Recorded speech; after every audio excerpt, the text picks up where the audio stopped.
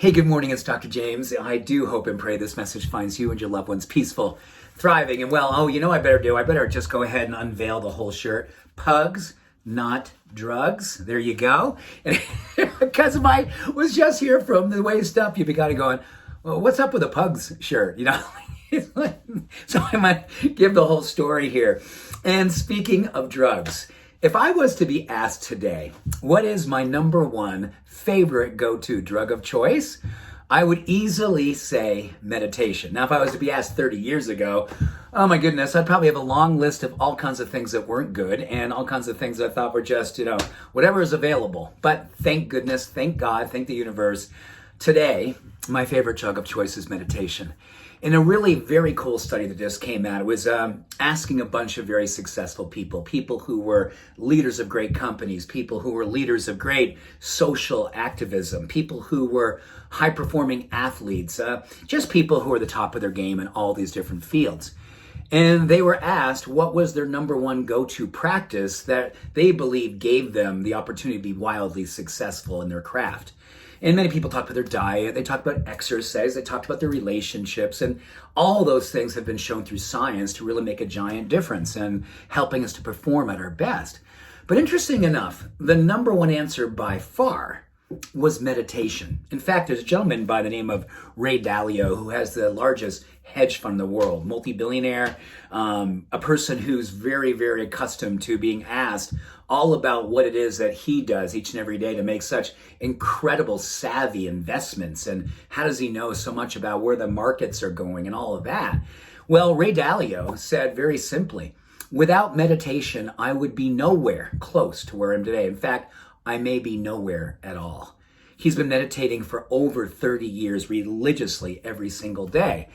And when I read that about Ray Dalio, I thought to myself, gosh, you know what? There's no question. That is the foundation of my life. That's the foundation of my daily practice. Because when we give our experience, let me read this recent study to you about why meditation is such a game changer, no matter what it is that you're hoping to build in your life in terms of success and fulfillment and purpose. As little as 10 minutes a day. So that's we can do that, you guys. Come on. Is shown to positively impact structures within the brain associated with awareness, concentration, creativity, compassion, and positive discernment and decision making. Oh my goodness. That one right there, I think, is just so awesome. What's been shown is that what meditation will do, it'll kind of slow down life enough, and it's a nanosecond. But in that nanosecond, we have an awareness about what is a good decision, what is a higher path for us. And rather than being impulsive or compulsive, it asks us to really lean into the truth.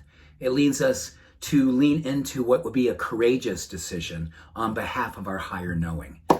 I just love what that's all about. And when you think in terms of someone like Ray Dalio and what he's been able to do through his meditation practice, and you think about people like the Dalai Lama who say, when I am really, really busy, well, number one, he says, I meditate 2 hours a day religiously every single day, unless I'm really busy. And then I meditate 4 hours a day every single day.